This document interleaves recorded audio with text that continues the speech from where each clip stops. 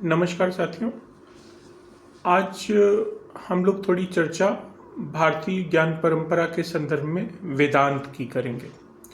हम लोगों ने इसके पहले भारतीय ज्ञान परंपरा और हिंदी साहित्य, भारतीय ज्ञान परंपरा और भगवान परशुराम, भारतीय ज्ञान परंपरा और कबीर, भारतीय ज्ञान परंपरा और मध्य एशिया, भारतीय ज्ञान परंपरा और उज़्बेकिस्तान, भारतीय ज्ञान परंपरा और यूरोप, इन तमाम विषयों पे हम लोगों ने बात की।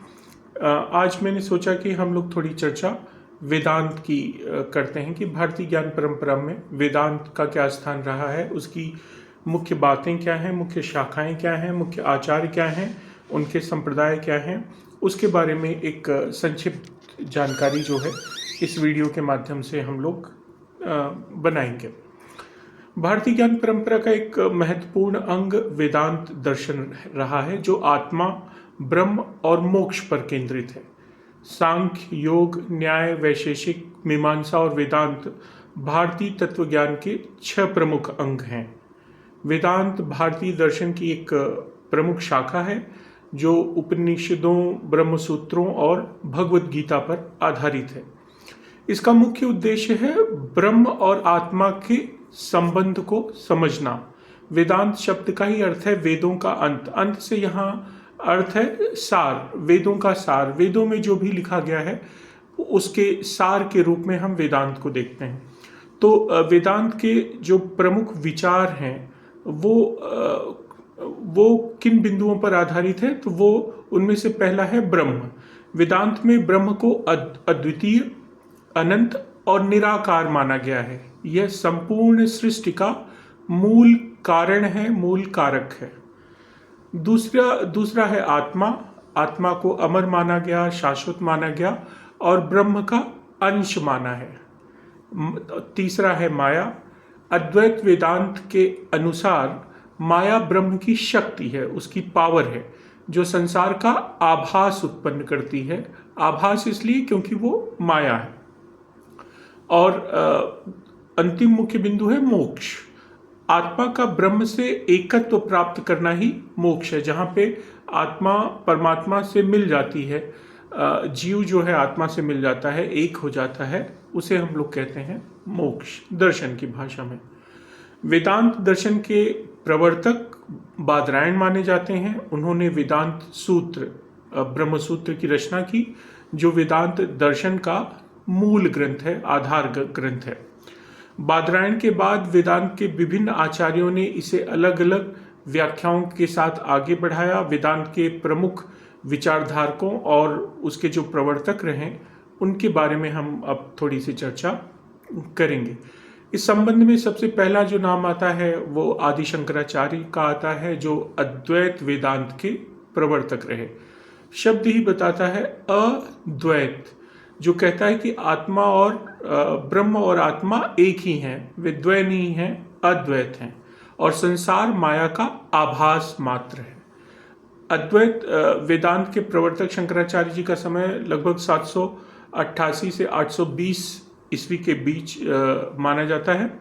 उन्होंने भारतीय दर्शन में अद्वैत अर्थात नॉन ड्यूलिज्म की स्थापना की, जिसके अनुसार ब्रह्म ही एकमात्र सत्य है और ये जगत जो है मिथ्या है। उनका मुख्य उद्देश्य सनातन धर्म की पुनर्स्थापना और वैदिक ज्ञान का प्रचार था। अद्वैत वेदांत के जो मुख्य सिद्धांत हैं उसमें से पहला यही कि ब्रह्म ही एकमात्र सत्य है। ब्रह्म सत्यम जगन मिथ्या जीवो ब्रह्मो नापरः, अर्थात ब्रह्म परम सत्ता ही एकमात्र सत्य है। जगत मिथ्या है अर्थात ये माइक रूप से अस्तित्व में है, परंतु ब्रह्मा की तरह शाश्वत नहीं है। ये उस तरह शाश्वत नहीं है, यद्यपि उसी का अंश है, लेकिन ये मिथ्या है, भ्रम है। जीव और ब्रह्म में किसी तरह का कोई भेद नहीं है। जीव और ब्रह्म की एकता की बात एक तरह से अद्वैत वेदांत करता है। अद्वैत वेदांत के अनुसार जीव और ब्रह्म अलग नहीं है, बल्कि अज्ञान अविद्या के कारण जीव स्वयं को ब्रह्म से अलग मानता है। जब यह अज्ञान समाप्त हो जाता है तो जीव को यह आभास हो जाता है कि वो उस परम सत्ता का ही, उसी ब्रह्म का ही अंश है। माया के संदर्भ में शंकराचार्य ने कहा कि माया अज्ञान के कारण ही संसार वास्तविक प्रतीत होता है, जबकि ये वास्तविक है नहीं, ये छला हुआ है, आवरण है। और माया को उन्होंने दो रूपों में जो है परिभाषित किया। एक है आवरण शक्ति, आवरण अर्थात किसी को ढकने वाली, यहाँ पे किसको ढकना है, ज्ञान को ढकना है। और दूसरी है विक्षेप शक्ति, मतलब जो भ्रम उत्पन्न कर दे, तो वो ज्ञान को ढकती है और भ्रम उत्पन्न करती है, इसीलिए उसे माया कहा गया। जैसे सांप रस्सी का भ्रम होता है, हमें भ्रम होता है कि जो है वो सांप है, लेकिन वास्तव में वो रस्सी होती है, तो ये हमारी अज्ञानता के कारण होता है। मोक्ष मार्ग ज्ञान योग के संदर्भ में अद्वैत वेदांत के अनुसार मोक्ष केवल आत्मज्ञान अर्थात ब्रह्म ज्ञान से ही प्राप्त हो सकता है। मोक्ष प्राप्त करने के लिए 4 साधन आवश्यक हैं। उसमें से सबसे प्रमुख और महत्वपूर्ण है वैराग्य, अर्थात सांसारिक इच्छाओं का आप त्याग करें। विवेक, नश्वर और शाश्वत का भेद समझें और उसके बाद सांसारिक इच्छाओं का त्याग वैराग्य के माध्यम से करें। फिर षट संपत्ति अर्थात मन का नियंत्रण और साधना, हम अपने मन पर नियंत्रण करें। और मुमुक्षुता, मोक्ष प्राप्त करने की तीव्र इच्छा जो है हमारे अंदर होनी चाहिए। शंकराचार्य ने वेदों के 4 महावाक्यों को अद्वैत वेदांत का आधार बनाया और उसमें से प्रमुख है अहम ब्रह्मास्मि, मैं ही ब्रह्म हूँ। बृहदारण्यक उपनिषद में ये वाक्य हमें मिलता है। दूसरा छांदोग्य उपनिषद से उन्होंने लिया तत्वमसि, मतलब तू वही है, तू वही है, तू उसी ईश्वर का अंश है। और मांडूक्य उपनिषद से वे कहते हैं अयम आत्मा ब्रह्म, यह आत्मा ही क्या है, ब्रह्म है। इसी तरह ऐतरेय उपनिषद से प्रज्ञा नाम ब्रह्म अर्थात चैतन्य ही ब्रह्म है, चैतन्यता ही ब्रह्म है। शंकराचार्य ने 4 पीठों 4 मठों की स्थापना की, जिसमें दक्षिण कर्नाटक में श्रृंगेरी मठ, पश्चिम गुजरात में द्वारका मठ, बद्रीनाथ मठ जो ज्योतिर्मठ है उत्तर उत्तराखंड में, और गोवर्धन मठ जो पूर्व में पुरी उड़ीसा में है। उन्होंने ब्रह्मसूत्र, उपनिषद और भगवत गीता का भाष्य लिखा, उसकी टिप्पणियां लिखी। शंकराचार्य ने सनातन धर्म को पुनर्जीवित किया और भारत में एक सनातन की परंपरा को प्रोत्साहित किया। तो निसंदेह जो है शंकराचार्य जिन परिस्थितियों में आए थे और दूसरे नए धर्मों से सनातन धर्म को जिस तरह से चुनौती मिल रही थी, तो उनका योगदान उस समय बहुत महत्वपूर्ण हो जाता है। शंकराचार्य के बाद वेदांत के संदर्भ में दूसरा सिद्धांत प्रतिपादित करने वाले दूसरे सबसे बड़े आचार्य हैं रामानुजाचार्य। रामानुजाचार्य ने विशिष्टता द्वैत वेदांत का सिद्धांत दिया। वे उनका समय जो है 1017 से 1137 ईस्वी के आसपास का है। उन्होंने वेदांत दर्शन की ऐसी व्याख्या का प्रतिपादन किया जिसमें अद्वैत, जिसकी बात आदि शंकराचार्य कर रहे थे, मतलब एक तत्व, और द्वैत मतलब भिन्नता, उसका उन्होंने समन्वय किया। इसीलिए उन्होंने विशिष्टता द्वैत वेदांत कहा। मतलब वे द्वैत हैं लेकिन विशिष्ट रूप से हैं, मतलब उसमें एकत्व भी है और भिन्नता भी है।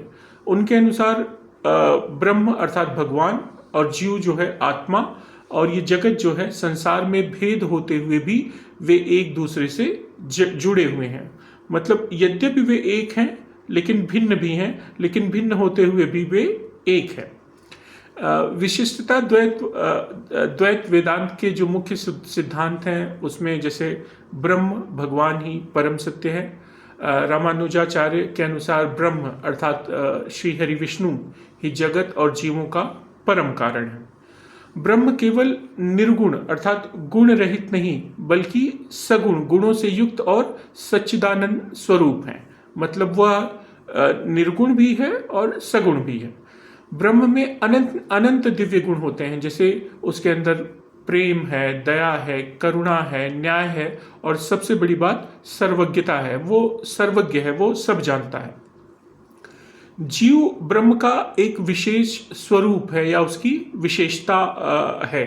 जीव अर्थात आत्मा ब्रह्म का ही अंश है, लेकिन वह स्वतंत्र नहीं अपितु ब्रह्म के अधीन है। ब्रह्म के अधीन रहते हुए वो स्वतंत्र है, लेकिन वो पूर्ण रूप से स्वतंत्र नहीं है। जीव और ब्रह्म में भेद भी है और अभेद भी है। भेद क्या है कि जीव यद्यपि उसके अधीन स्वतंत्र है, लेकिन वह सीमित है, जबकि वो जिसके अधीन है वह असीम है। तो असीम के अंदर अंदर वो सीमित है।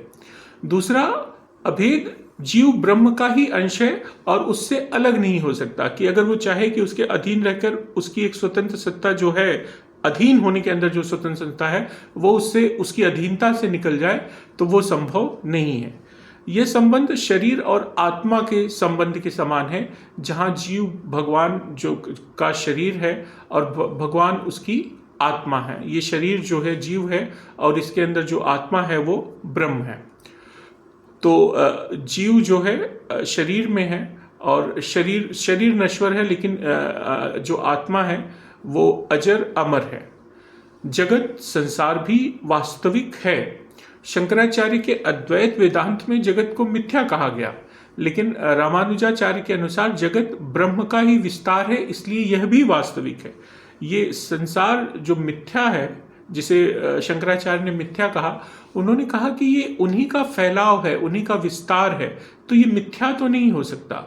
तो ये भी वास्तविक है। संसार का अस्तित्व भगवान की शक्ति के कारण बना हुआ है और यह उनकी लीला का हिस्सा है। लीला का हिस्सा महत्वपूर्ण है कि वो जो लीला दिखाना चाहते हैं, उसके लिए एक तरह से जो रंगमंच है वो ये संसार है। यहाँ पर उन्होंने भी भक्ति मार्ग को जो है मोक्ष का सर्वोत्तम साधन माना। रामानुजाचार्य के अनुसार केवल ज्ञान प्राप्त करके मोक्ष नहीं मिलता, बल्कि अनन्य भक्ति से ही जीव परमात्मा से को प्राप्त कर सकता है। आपके पास ज्ञान के साथ साथ भक्ति भी होनी चाहिए, इसलिए यहाँ पे उन्होंने भक्ति मार्ग को एक तरह से पुष्ट किया। उन्होंने कहा कि विष्णु की शरणागति, समर्पण ही मोक्ष का एकमात्र मार्ग है। भक्ति का आधार उन्होंने प्रेम, समर्पण और भगवान के प्रति अटूट श्रद्धा को बताया। मोक्ष के संदर्भ में वे कहते हैं कि मोक्ष प्राप्ति के बाद जीव विष्णु के धाम अर्थात वैष्णव लोक में जाकर उनकी नित्य सेवा करता है। मुक्त आत्मा परमात्मा से अलग रहते हुए भी उससे प्रेमपूर्ण संबंध बनाए रखती है। ब्रह्म, जीव और जगत के संबंध के बारे में, उसके रिलेशन के बारे में वे कहते हैं शरीर और आत्मा के समान, जिसकी हम लोगों ने चर्चा की। जीव और जगत स्वतंत्र नहीं है, बल्कि ब्रह्म के नियंत्रण में है, इसलिए इसे विशिष्ट अद्वैत कहा जाता है। मतलब वे स्वतंत्र होते हुए भी अधीन है और वे विशेषता सहित अद्वैत है। रामानुजाचार्य के योगदान के बारे में बात करें तो उन्होंने श्री वैष्णव संप्रदाय की स्थापना की, जो आज भी दक्षिण भारत का एक में प्रमुख संप्रदाय है। उन्होंने भगवत गीता और ब्रह्मसूत्र का भाष्य लिखा, जिसमें उन्होंने भक्ति को सर्वोच्च स्थान दिया। उन्होंने श्रीरंगम तमिलनाडु में वैष्णव भक्ति का प्रचार किया। उनकी शिक्षाओं से प्रेरित होकर भक्ति आंदोलन को गति मिली, जिसका प्रभाव संत रामानंद, कबीर, मीरा और अन्य भक्ति काल के संतों पर पड़ा। क्योंकि वो ज्ञान को महत्वपूर्ण तो मानते हैं, लेकिन मोक्ष के लिए, आत्मा से मिलन के लिए, ईश्वर को प्राप्त करने के लिए सिर्फ ज्ञान काफी नहीं है। उन्होंने कहा कि आपके अंदर समर्पण होनी चाहिए, भक्ति होनी चाहिए, और इस तरह से भक्ति मार्ग को उन्होंने एक तरह से पुष्ट किया। निष्कर्ष रूप में हम लोग कह सकते हैं कि रामानुजाचार्य का विशिष्टता द्वैत वेदांत भक्ति को प्रमुखता देता है और यह मानता है कि ब्रह्म, जीव और जगत एक ही वास्तविकता के अंग हैं, एक ही रियलिटी के पार्ट हैं, लेकिन वे पूर्ण रूप से एक नहीं होते। वे एक रियलिटी के पार्ट होते हुए भी अलग हैं, लेकिन अलग अलग होकर भी वे जुड़े हुए हैं। भक्ति ही मोक्ष का सर्वोत्तम साधन है। उनका दर्शन श्री हरि विष्णु की अनन्य उपासना और उनकी कृपा पर है। तो हम लोगों ने आदि शंकराचार्य और उसके बाद रामानुजाचार्य के विचारों को समझा, जो एक द्वैत और अद्वैत, विशिष्टा द्वैत की बात हुई। उसके बाद वेदांत को लेकर तीसरे सबसे बड़े प्रवर्तक मध्वाचार्य जी माने जाते हैं जो द्वैत वेदांत की बात करते हैं। मध्वाचार्य का समय 1238 से 1317 ईस्वी के आसपास है। उन्होंने वेदांत की एक विशिष्ट धारा का प्रवर्तन किया जो ड्वेलिज्म मतलब द्वैतवाद के नाम से प्रसिद्ध है। द्वैत वेदांत के जो मुख्य सिद्धांत है उसमें वही कि जीव और ब्रह्म जो है का भेद। मध्वाचार्य के अनुसार जीव अर्थात जीवात्मा और परमात्मा नित्य भिन्न है। आत्मा और परमात्मा कभी भी एक नहीं हो सकते, मतलब वहां भी उन्होंने द्वय की बात को स्वीकार किया। परमात्मा ब्रह्म के रूप में उन्होंने भी केवल श्री हरि विष्णु को स्वीकार किया और उन्होंने वेदों और उपनिषदों की व्याख्या करते हुए माध्वाचार्य ने कहा कि भगवान विष्णु ही सर्वोच्च सत्ता है और उन्हीं की मोक्ष के उनकी भक्ति से जो है मोक्ष संभव है। तो मोक्ष के लिए जो परम गति है उसके लिए उन्होंने भी भक्ति को बहुत महत्वपूर्ण माना और उन्होंने पंचभेद सिद्धांत दिए जो कि है जीव और ब्रह्म के बीच भेद, जीव और जीव के बीच भेद, जीव और जड़ अर्थात चेतन और अचेतन के बीच भेद, जड़ और ब्रह्म के बीच भेद और एक जड़ तत्व और दूसरे जड़ तत्व के बीच भेद, मतलब अचेतन अचेतन में भी भेद। भक्ति मार्ग की सर्वोच्चता को उन्होंने स्वीकार किया जिसकी चर्चा मैं कर चुका। मोक्ष के स्वरूप के बारे में वे कहते हैं कि मोक्ष में जीव और ब्रह्म का विलय नहीं होता बल्कि मुक्त आत्मा विष्णु की सेवा में रहता है। वे कहते हैं कि वो आत्मा जो है परमात्मा की सेवा करने के लिए पहुंच जाता है, तो वो उसमें विलय नहीं होता, वो अब भी उससे अलग है लेकिन उसके निकट है, उससे करीब है। तो एक तरह से उनके हिसाब से मोक्ष जो है ईश्वर की परम निकटता का एक आधार है, ऐसा हम लोग कह सकते हैं।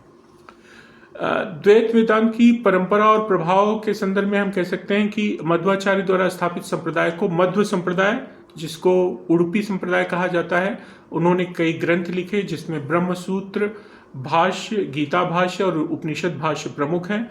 उनका दर्शन दक्षिण भारत विशेष रूप से कर्नाटक में बहुत लोकप्रिय हुआ और उडुपी मठों की परंपरा आज भी दक्षिण भारत में जीवित है। द्वैत वेदांत का प्रभाव इस्कॉन के हरे कृष्णा आंदोलन और अन्य वैष्णव परंपराओं पर पड़ा और माध्वाचार्य का द्वैत वेदांत दर्शन अद्वैत वेदांत के विपरीत है। वे उनका जो द्वैत है वो अद्वैत के विपरीत है और निश्चित है वहां पे अद्वैत की बात है, यहाँ पे द्वैत की बात है, क्योंकि इसमें आत्मा और परमात्मा की एकता को नकारा गया है। इसमें कहा गया है कि वो एक नहीं होते बल्कि वो निकटता का मार्ग बताते हैं कि वो ईश्वर की शरण में उनके निकट जाके उनकी सेवा में लीन होता है, तो वो एक तरह से निकट होने की बात करते हैं। उनका मत भक्ति और विष्णु की कृपा पर आधारित है जो आगे चलकर भक्ति आंदोलन के विकास में सहायक हुआ। उसके बाद जो वेदांत को लेकर अगले बड़े प्रवर्तक हैं जिनके सिद्धांत प्रमुखता से जो है वेदांत की परंपरा में आते हैं वो हैं आचार्य वल्लभाचार्य। वल्लभाचार्य का समय 1479 से 1531 ईस्वी के बीच रहा और उनका जो वेदांत है, उनका जो सिद्धांत है वो शुद्धाद्वैत वेदांत का है। शुद्धाद्वैत वेदांत के प्रवर्तक आचार्य वल्लभाचार्य रहे और उन्होंने वेदांत दर्शन की एक अनोखी शाखा विकसित की जिसे शुद्धाद्वैत मतलब प्योर नॉन ड्यूलिज्म जो है कहा जा सकता है। शुद्धाद्वैत वेदांत के जो प्रमुख सिद्धांत हैं, मान्यताएं हैं, उसमें प्रमुख वही है कि ब्रह्म ही जो है एकमात्र सत्य है।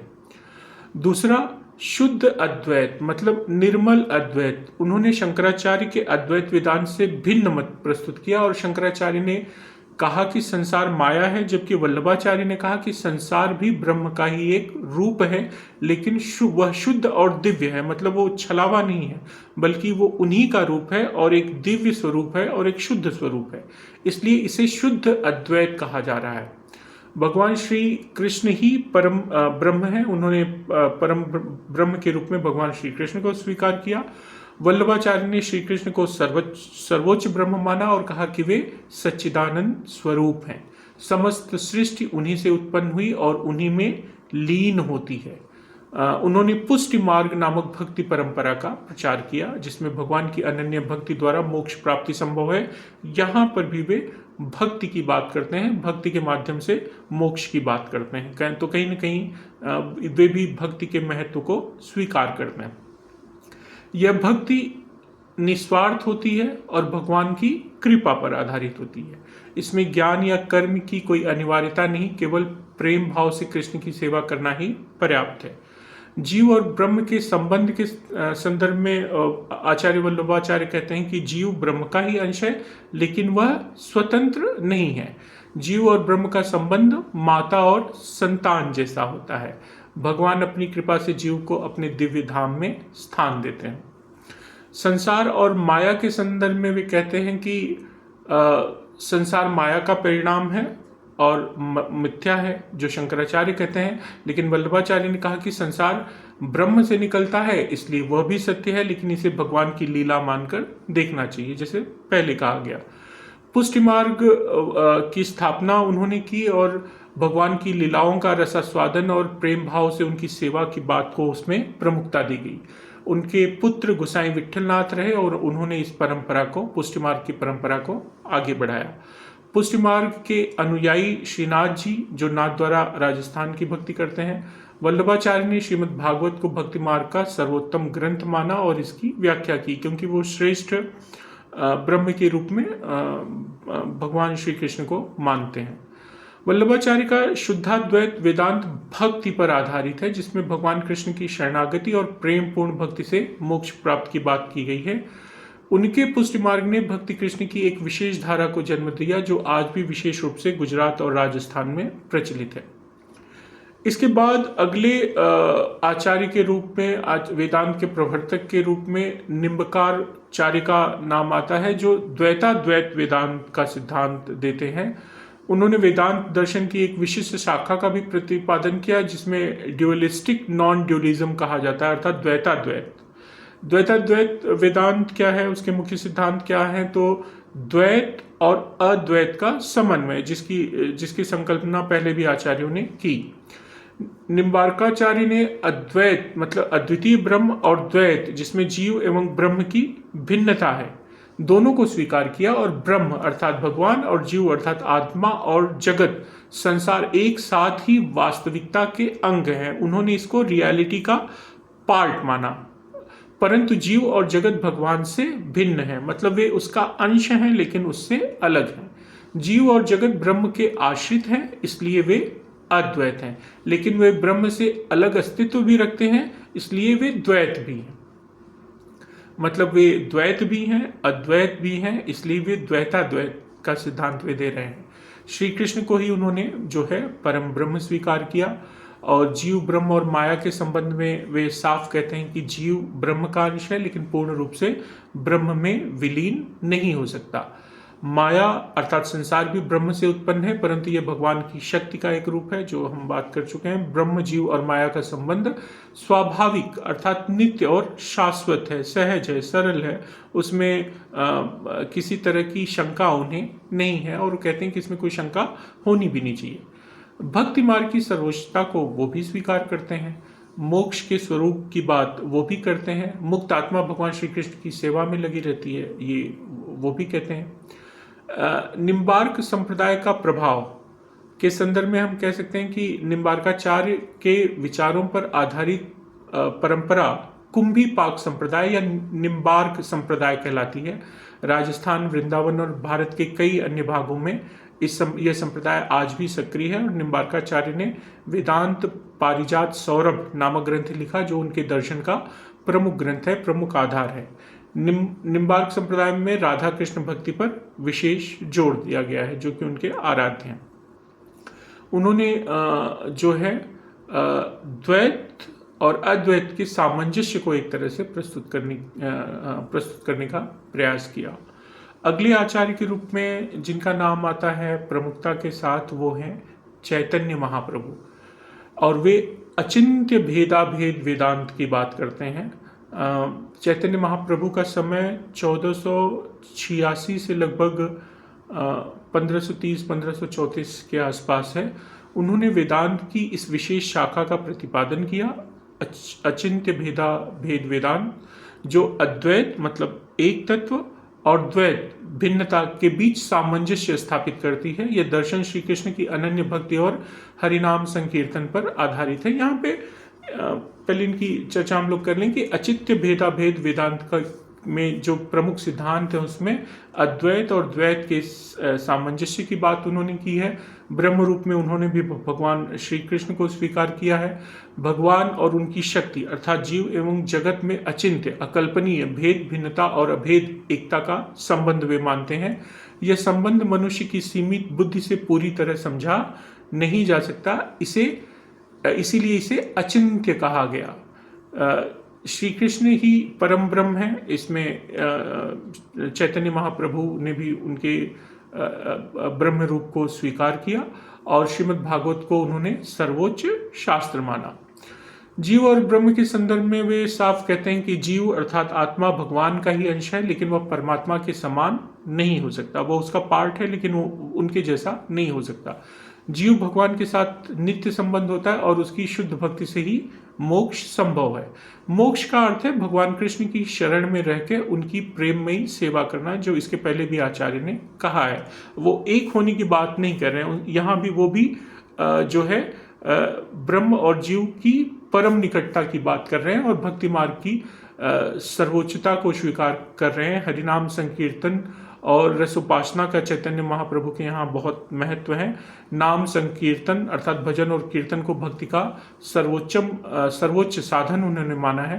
राधा कृष्ण की उपासना को सर्वोपरि माना है। रागानुगा भक्ति अर्थात स्वाभाविक प्रेम युक्त भक्ति को उन्होंने प्रोत्साहित किया है। चैतन्य महाप्रभु ने जो है कि जो विचारों की जो परंपरा रही वो गौड़ीय वैष्णव संप्रदाय कहलाती है। उनके प्रमुख शिष्यों के रूप में गोस्वामी, सनातन गोस्वामी, जीव गोस्वामी आदि शामिल हैं। इस संप्रदाय का प्रमुख ग्रंथ भक्ति रसामृत सिंधु रूप गोस्वामी द्वारा है। गौड़ीय वैष्णव परंपरा का प्रभाव इस्कॉन हरे कृष्ण आंदोलन पर भी पड़ा हुआ है। तो पूरी की पूरी जो वेदांत की विचारधारा है, उसकी जो परिपाटी है, उसके जो प्रवर्तक हैं, आचार्य हैं, सब जो जिस मूल प्रश्न से जूझते हुए दिखाई दे रहे हैं वो है आत्मा, परमात्मा और इस जगत का संबंध। इन संबंधों को किसी ने पूरी तरह से आदि शंकराचार्य जो है वो उनके समय की जो परिस्थितियां थी और जिस तरह से उनको सनातन की पुनर्स्थापना करनी थी, तो वो सीधे सीधे जो है उसको एक कहकर काम करते हैं और वो देश में चारों कोनों पे मठों की स्थापना करते हैं और सनातन को पुनर्जीवित करते हैं। और बाद के आचार्यों ने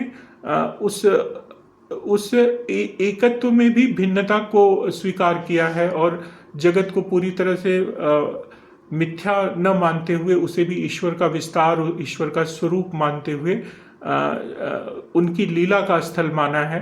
कहने का मतलब सारी परंपराओं में जो बातें सामान्य हैं, सहज हैं, सरल हैं और एक साथ निकल के आती हैं कि जीव, जगत और संसार का संबंध कैसा है और किस तरह से होगा और उसके बारे में ही लगातार बात हो रही है।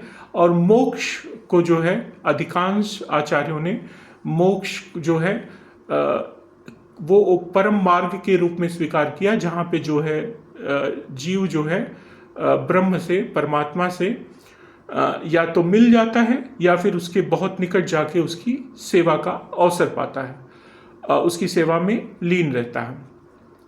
संसार सत्य तो है, लेकिन सत्य होते हुए भी वो स्वतंत्र नहीं है, वह बल्कि ईश्वर की एक लीला स्थली है। उनका एक स्टेज है, उनका एक रंगमंच है जिस पे वो लीलाएं करते हैं। और निश्चित रूप से ये लीलाएं किस लिए होती हैं? समाज को, जीव को सीख देने के लिए, सच्चाई के मार्ग पर उसे लाने के लिए। और ज्ञान का महत्व तो निश्चित है, लेकिन सिर्फ और सिर्फ ज्ञान के माध्यम से मोक्ष का मार्ग जो है उन्मुक्त नहीं होता। अधिकांश जो है वेदांत के आचार्यों ने ये बात स्वीकार की है कि भक्ति जो है बड़ी महत्वपूर्ण है, शरणागति महत्वपूर्ण है। ईश्वर के प्रति समर्पण, त्याग बहुत महत्वपूर्ण है। और पूरी निष्ठा और पूरी भक्ति के साथ जब भक्त जो है नामास्मरण, भजन, कीर्तन इत्यादि के माध्यम से जब वो ईश्वर की शरण मांगता है, उनकी कृपा मांगता है, तो उनकी वो कृपा ही जो है मोक्ष के रूप में उसे मिलती है और वो ईश्वर के अधिक निकट जाकर उनकी सेवा जो है में लीन होने का अवसर प्राप्त करता है। तो इस तरह से हम लोग कह सकते हैं कि भारतीय ज्ञान परंपरा वेदांत के माध्यम से जो सबसे बुनियादी सवाल हैं कि मैं कौन हूँ, ये संसार क्या है और क्या कोई परम ब्रह्म है, और हैं तो फिर उनका मुझसे और इस संसार से क्या संबंध है, तो इन्हीं प्रश्नों से जूझता हुआ दिखाई देता है। आप लोगों ने मुझे सुना, बहुत बहुत धन्यवाद।